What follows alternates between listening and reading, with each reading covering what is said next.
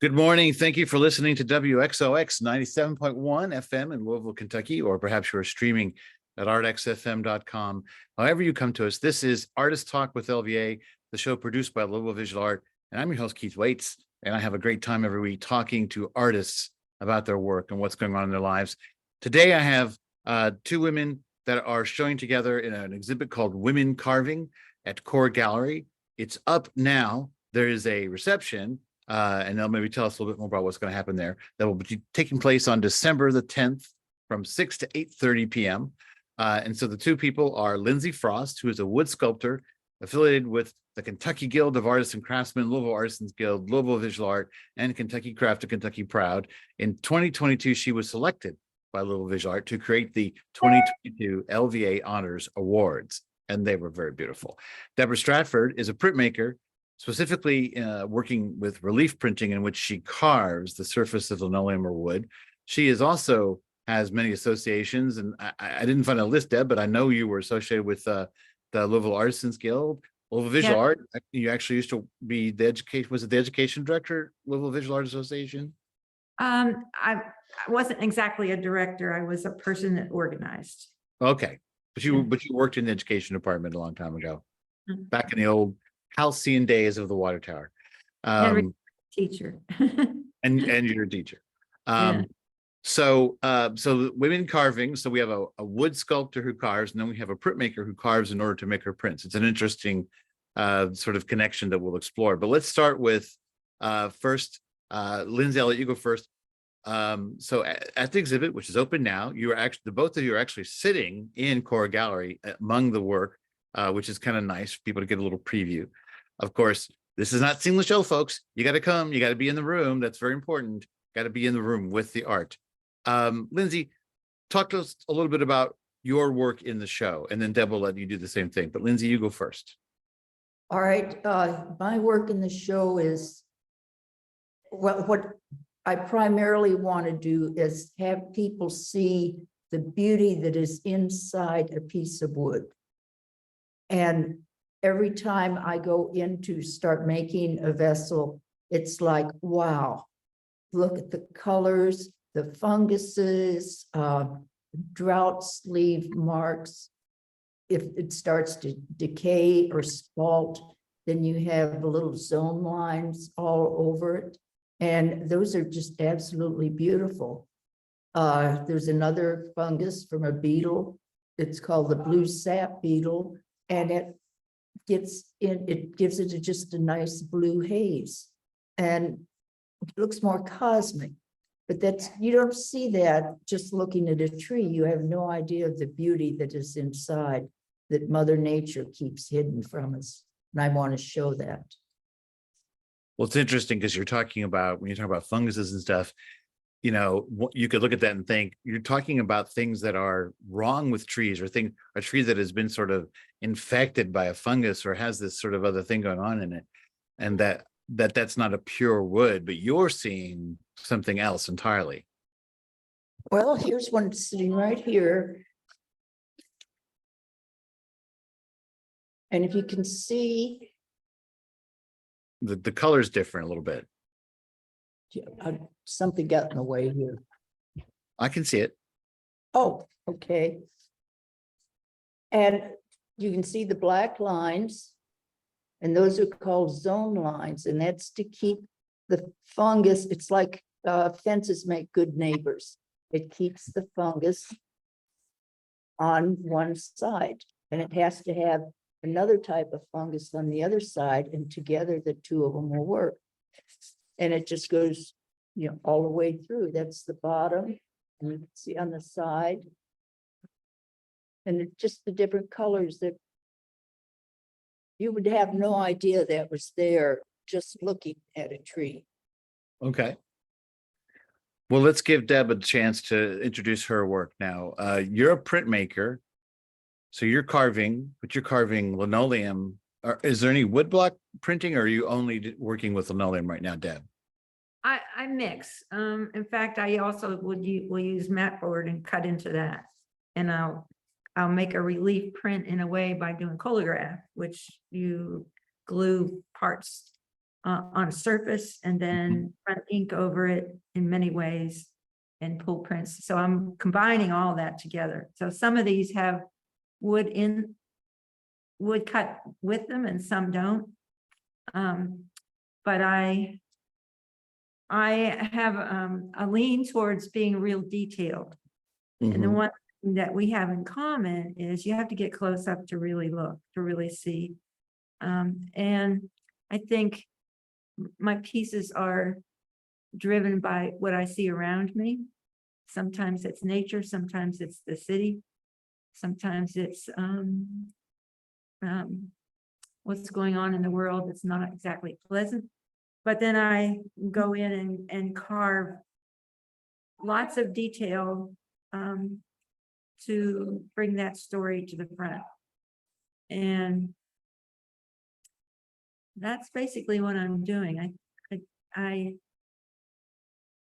In multicolors. yeah, I'm using, I'm known for doing black and white. And so I kind of got tired of that.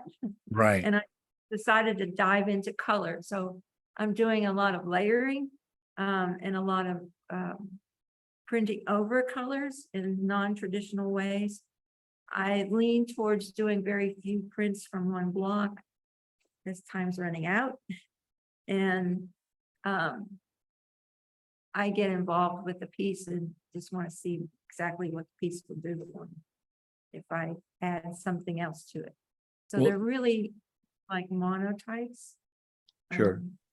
So yeah, that's, Well, I don't- when you talk about using different, like using linoleum or wood or even like illustration board or something like that, and you're using all of those as a printing device, sometimes in the same piece. yep. Mhm. Yeah. How unorthodox is that? I mean, is that a common thing in the world of printmaking now, that people are interchanging those, or or is that more unusual? I think it's moving that way. I think that it's kind of called modern printmaking. It's non-traditional. And I like to push the process as far as I can go with, I don't use the same ink all the time. I will mix inks and figure out what the inks are going to do on the plate. I really like to spend time getting to know the plate and see what it'll do if I add something or subtract something. And I do some subtraction too. I'll wipe away areas to see a layer of ink that's underneath and expose that and then print that. It is complicated, and I often make a lot of notes, and so I remember what I did. And it is non-traditional. I don't really spend a lot of time laboring over doing additions where each piece is exactly the same, partly because the material that I'm using will tend to be flexible. Mhm. Like linoleum, when it's run through it, I use an etching press to print. And so linoleum will stretch and even a little tiny bit, but it'll throw off registration. So I kind of have to work on that a little bit to make it as even as possible when I'm doing layers. It's complicated. It's not something I could teach. It's something like, okay, I got this piece. Now what can I do to make it do its thing? Does that mean that your prints are more one of a kind than is maybe customary in printmaking? Oh, yeah. Yeah. Yeah, even the ones where I'm using the same block and printing like 4 or 5 of them, there will be a difference. Mhm. Or I'll see something and say, I'm gonna quit this and do this to the plate. And then I like printmaking because it's so experimental. And I've given myself permission to do that, experiment with it. And I'm not real concerned about doing additions at all. No, not anymore. So, Lindsay, well, I was going to say, Lindsay, let me ask you, so in some ways, you're both doing work that is very different from each other, but when you listen to Deb's process, does any of that resonate with you and how you approach working with wood? Yes, I can start out with an idea, but any person that's ever worked with wood will tell you, you can't make wood do what it doesn't want to do. So I just go at it. And without a formal plan of anything, and it's like, I'll stand back and go, oh, I did that. I like that. But it's just, the grain of the wood has a flow, and it's just, that's what I work with. And the wood has a spirit in it that is still alive. And I feel like that spirit helps me. Well, and I would imagine there's a little bit of that old cliche that they would say about, and I don't know, it's attributed to Michelangelo, and it's probably attributed to other sculptors, but that the sculptor, that the piece is inside the block of stone or block of wood or whatever, and it's just the artist's job to kind of discover that. Do you ever Yes. feel like that's a part of what it is when you're working with wood? Yes, because it's there, and it's my job just to remove the wood. Mhm. And sometimes the bowl will have a flat bottom, sometimes it'll have 3 little feet on it that I just leave the wood there, and it has like a tripod foot. And you don't, if you had 4 feet, it's very hard to get it balanced, but 3 is like a tripod. So you don't have to worry about it. It's Right. like right angles. I don't care about a right angle or a straight line. It's just, you know, my father used to get very frustrated because he'd say, oh, let me get the level for that to help you. And I said, no, I don't want it. He said, you got to have it. And Mother would come out and say, Bob, come on back in the house. Let Lindsay do it her way. And then So he'd go off. So you were working as a wood sculptor when you were young and living with your family? You know, this is when I moved back to Louisville in the year 2000. I was in an apartment building, and you can't run power tools in an apartment building. So I would go over to their house on the weekend and work in the driveway. Ah, okay. All right.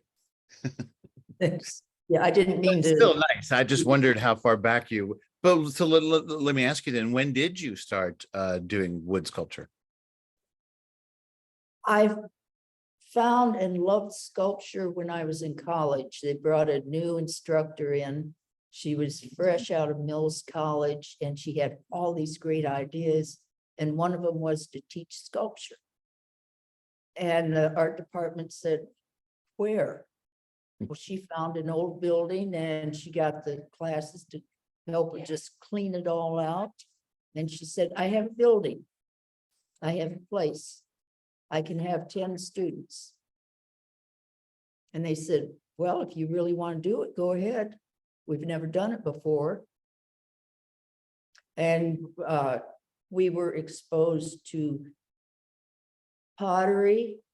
In fact, her boyfriend made a kick wheel, wood carving, stone, casting. But it was the wood that just, it like, oh my gosh, I can remember wood when I was a child. I would pick up strange pieces in my pocket. And it was just like, I've come back 20 years later. But then I just have had no desire to try anything else. I have a garage full of wood. My car is forced to sit in the driveway. So I have enough wood. Well, probably to last me the rest of my life. Wow. Unless somebody has something different and unusual, and they're willing to give it to me. And I will say that it's a trip to see her garage, because each piece of wood has a label on it, where she got it, when she got it, because it has to sit there and age, and it's fascinating. Yeah. So Well, and it's exciting to hear your story about college. It must have been wonderful to be a part of like a program just that was born right there while you were watching it, and you were Yes. taking a hand in it. It was Yeah. very exciting. So Deb, when did you start being a printmaker? Well, when I was in high school, I had an art class, and it was pretty boring. Then one day he gave us all this X-ray film and a needle, and we scratched out an image and then we printed it on newsprint. So the newsprint had to be dampened and would fall apart. It was very experimental. I still have that print. It's a woman over a wash tub. It was supposed to be my grandmother. And so I was sent to college to become a teacher by my dad. I love him very dearly, but yeah. And I took all the art classes there. I went to Clarion State College to start with. And I told my parents that I wanted to go to art school. I really didn't want to do this. And I didn't want to be a regular classroom teacher. So somehow I convinced him to let me do that if I would get an art ed degree.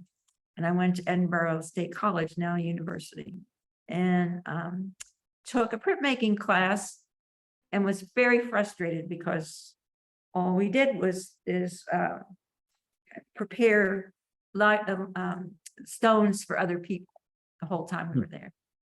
So I knew there was more because I would see some of the male students in our class coming in with all these really nice pieces, and females were not invited to partake of that. So I became an art ed teacher, and I ended up in Louisville. I was living up in Pennsylvania for a long time and ended up in Louisville. And one of the things we had to do is to get an MAT to keep our certification. Mm-hmm. So I took printmaking finally. And I stayed for as long as I could before they finally said, you really need to graduate. And the last day that I was in the studio at U of L, actually the last month, I got a piece of linoleum, because I was, what in the world can I do that I can do in my apartment and keep doing this? Because I just can't let it go. So I carved that piece of linoleum and I never quit. That was in '84. And I just kept buying linoleum and making pieces that were bigger and bigger. And I'm still doing it. So that was a long time ago. But I just like that carving of the wood. Or I would do more wood, except it's hard to find good wood to cut within reasonable price. And especially when you're doing fine line. And I really like engraving, but there again, it's I don't have the right press for it. There's a lot of those kind of roadblocks, but linoleum, I used to hand print all these, and I finally got an etching press, and that's what I've been doing. It's remarkable to me. I mean, we all know that sort of sexist attitude has been a part of our culture, and it still is. But it still seems somewhat shocking that you were enrolled as a student and not allowed to actually make work. Just seems. Yeah. Looking back on it, I sort of accepted it at that point, but back on it, it was very frustrating, Yeah. Wait so long to do what I really was interested in. So, yeah. But the one thing a professor told me when I was at Clarion was, if you want to be an artist, look at a lot of art. So that sort of held me over until I finally got to U of L and into a printmaking studio. So, yeah. Well, I guess I always imagined that in the art classroom or the art studio is not a place I would expect sexism. And, I always feel like those are places of freedom and learning and exploration. It just seems antithetical. Yeah. Older than you. Some, but I'm no kid either. So, let me ask you then, Lindsay, let's go back to you. Do you guys have knew each other before you've exhibited together here? Right? I mean, was that your idea to do it together? Because did you see a relationship, or was that Don Cartwright who runs CORE? Like, what brought you two together as an artist to exhibit at this time? We've always kind of known that our pieces work together. Without a lot of talking about it. I mean, we just sort of melt. Yeah, And when Dawn invited us to do this, she and I talked and I said, let's not compare work while we're doing this. Let's just see what happens. And so we did that. And I think that to me has been the amazing part, is how well it works together. and we did do for Artisan Center, Berea, Yeah, a joint piece. yeah, we did, yeah. And that was that found wood that we found down by the Mhm. river. Yeah, Where you actually collaborated? yeah. Yes. Cool. So kind of knew what to expect from that kind of thing. But this was kind of fun because a Yeah. couple of times I was like, I really want to show her what I'm doing, but no, I'm gonna hold off. So, yeah. So, Well, And- do you? Go ahead. I was going to say, not only does she do the smaller pieces that you can see behind us, but also what are those 2 by 3 foot? yeah, I have some big pieces. They're framed to 26 by 32 and they're 18 by 24 prints. Yeah, So that's a big piece of linoleum. yeah. I'd So like to get. So it wasn't, so I'm guessing you feel like the work does speak, like your work speaks to her work and vice versa. It's like you trusted that even before you agreed to do the show, that you guys have that sort of connection Yes, about the work. yeah, we do. Yeah, and it's unspoken. I mean, we just know. Yeah. Yeah. Well, it seems like you both are dealing with environment. And I know, Deb, that you do different kinds of things, but a lot of your work that I've seen does seem to focus on nature as a subject, and with motifs too pulled from nature. That there is a lot of that kind of work. So I can imagine, without having seen the work, and I haven't been to the gallery yet, that there are just some visual things that will happen between the pieces being in the room together. That makes all the sense in the world to me, knowing your work. And that's not a question. I know it's just an observation. Mhm. But did anything surprise you about what happened when the work came together in the gallery? It works. It works very well together. I think people will find it's different because this is going to take some observation. People are going to, if they want to take it in, they're going to have to spend some time with it. And and when Lindsay was talking about looking inside the wood and looking at the grain of the wood and all the imperfections and what the insects have done to it, you kind of feel the history of the piece. With these prints, you got to spend some time with it because there's so much going on. And I, for one, can't really tell you exactly what the story is behind the pieces because I'm not a real spiritual person, but I sit down and start drawing and I start pulling things together and it might be stuff that's on my mind, might be stuff that I've seen and it just comes around and visits me again. But putting the composition together, and I think it's the same thing with her with the wood. When she goes out to the garage to get a piece, it's like some piece of wood will say, it's my turn, I've got something to show you. So I think that part of us is our spiritual realm, I guess. It's just paying really close attention to things around us. Yeah, one time I was working on a piece for a show and I just couldn't get what I wanted, but I kept thinking about one piece of wood out in the garage. I kept seeing it visually in my mind. And I finally said, that's it. I'm going to do that piece of wood. So I went out in the garage, got it, brought it in.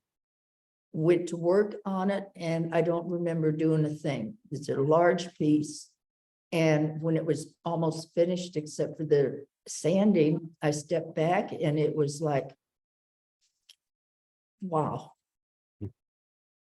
And that piece wanted to be done. It sounds like it was out in the garage going, me, get me. It just was a piece that was in my mind. Well, does every raw piece of wood result in a sculpture, or do you sometimes find there's a piece that just is somehow sour or spoiled or something? Yes, I have some that are just, I lost whatever I had working on it. So I set it aside, maybe it'll come to me later. I think same thing is I'll be working on a piece and it just won't take off. So I'll put it aside for maybe sometimes a year. And then I'll start pulling the part out, pull the parts out again. It's like, oh, but I think that's what I think that's what all artists do, is they somehow the connection, flow. yeah, the flow happens. And I think that's why I like to experiment with the plate in a intense way, is that there's more to give. I mean, just keep working with you. And yeah, I have thrown plates away. Yeah, I've done that. It's like, this is not working. Crack it up and put it in the trash. So. But sometimes you set them aside and then go back. Yeah. And I might even pull something out that I did and realize that I could go further with it. Where you thought you'd been happy with it, but then later you realize. Yeah, but you learn more as you go on. I mean, that's the pleasure of being older and still doing this. You accumulate experience and use it. Oh, yeah, I'm always learning. Yeah. Well, there's no retirement for an artist. No. You might retire from teaching it or something, but you're not going to retire from doing it. You just sort of adapt. Answer to Anderson, went from mosaics to cut paper because it became a problem with her fingers. Like the older you get, you just figure out another way to do it. Right. Well, if you see her working, she's quite an outfit. And I have muscle man gloves that I wear because I'm to take care of my arthritis in my fingers when I'm working. I have all these little pads that I put in there. Yeah, you just keep adjusting. That's all. You keep doing it. Yeah. Well, and you're both very process oriented. What you do is very process oriented, and you're using tools and going through, you start a thing and you might not know exactly what it is until you're done. The wood is revealing something to you, Lindsay, and then Deb, like as you say, sometimes it's the same thing. It seems like with the linoleum, and I always find that interesting. And I always think people who don't make art don't understand, I think, the relationship to medium and materials and how crucial it is, but how organic it is, how it is a conversation between the material and the artist. And I know you've just described all that, but I can understand. I can think like, particularly like Lindsay, what you do, and do you ever worry that there's gonna time you can't do it? It seems like it would be kind of a stressful. It's a physical exertion, and Deb, you're running. I mean, that press, it's probably right. It's not all electronic. You're not pushing buttons. It's a physical process to run that press. Do you ever think about like, so what do I do when I can't do this? Or will you just, or do you think because you keep doing it, you'll always be able to do it? Like stay active, don't stop. A lot of artists have contingency plans, and I thought about it for a while, and then I thought, why worry about it?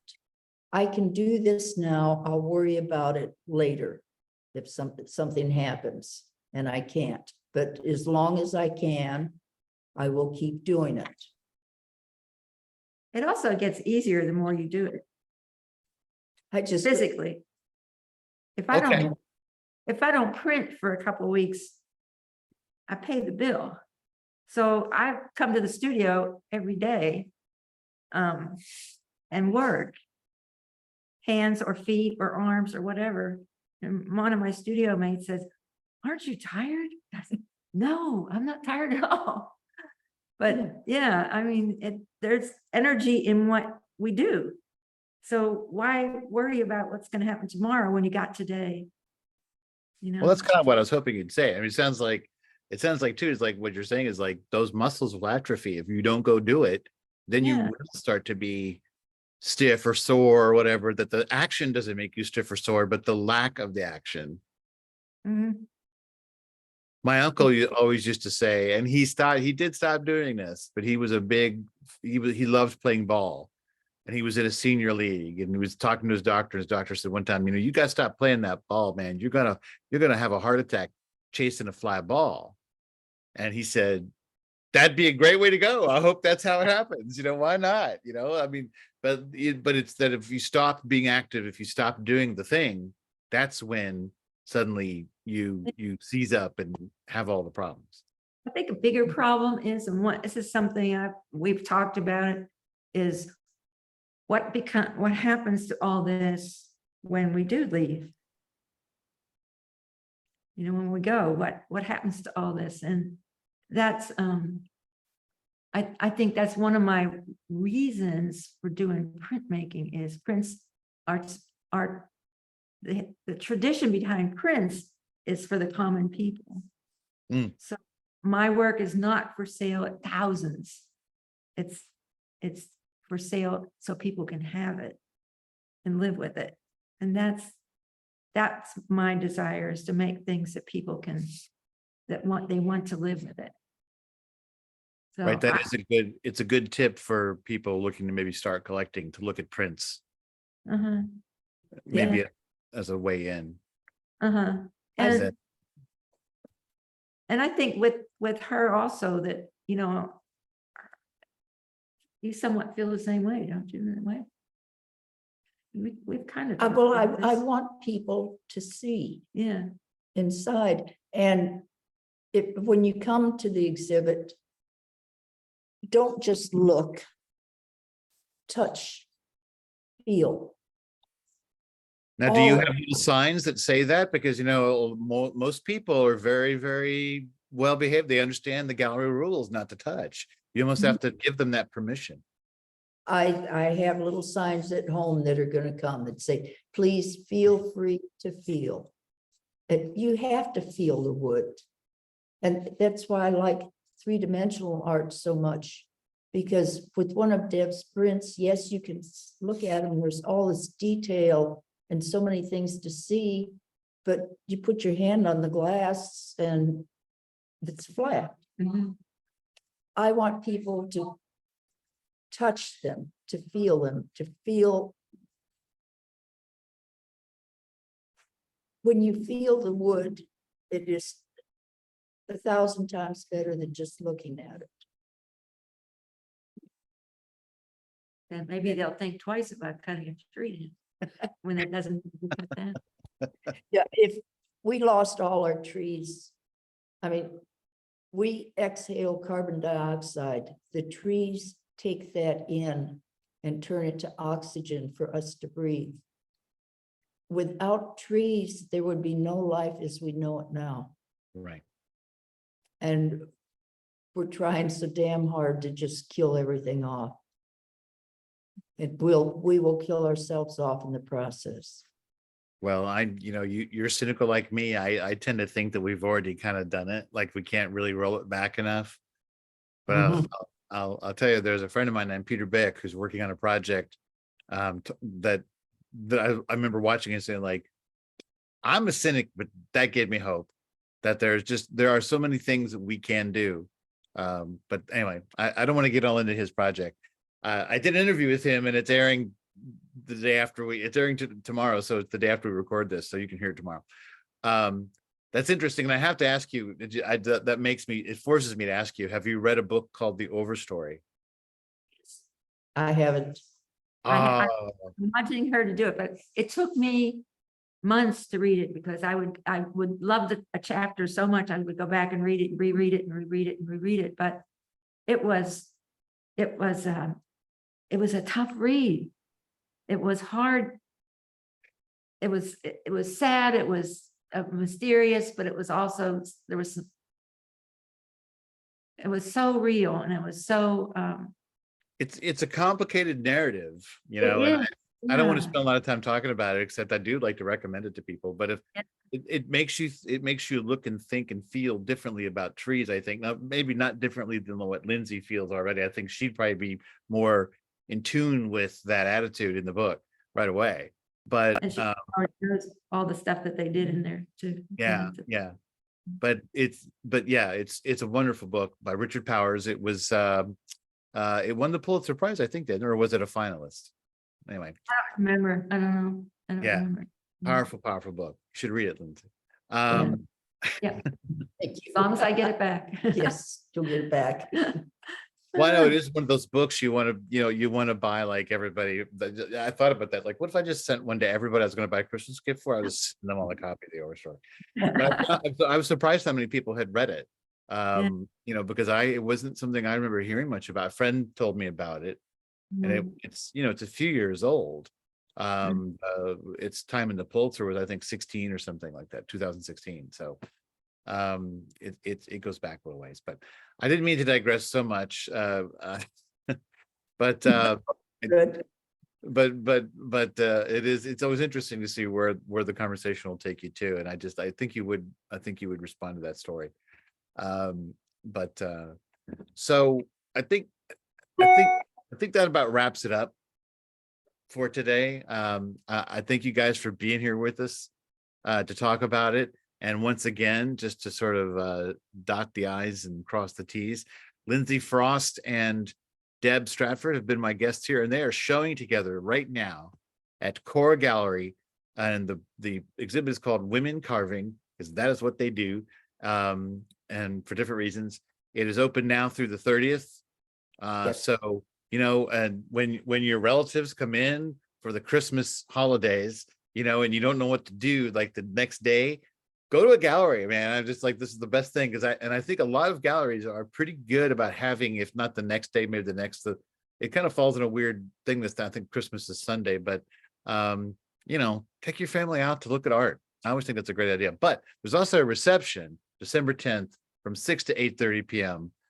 So if you found this conversation interesting and you would like to meet the artist and see the work firsthand, then that's the time to do it. That's the opportunity you have to do that. Core Gallery, which is in the Hope Mills building on East Kentucky Street there. Now, if you know where Logan Market is, it's right around the corner. Okay. Yeah. I can't make it any easier than that for you folks. Yeah, and we both will be talking about our art. They will be talking. And as you can tell, as we have evidence now, they can talk about their art with intelligence. So you can definitely check it out then. So thank you, Deb, and thank you, Lindsay. All right. Thank you. Thank you very much, Keith. It's been fun.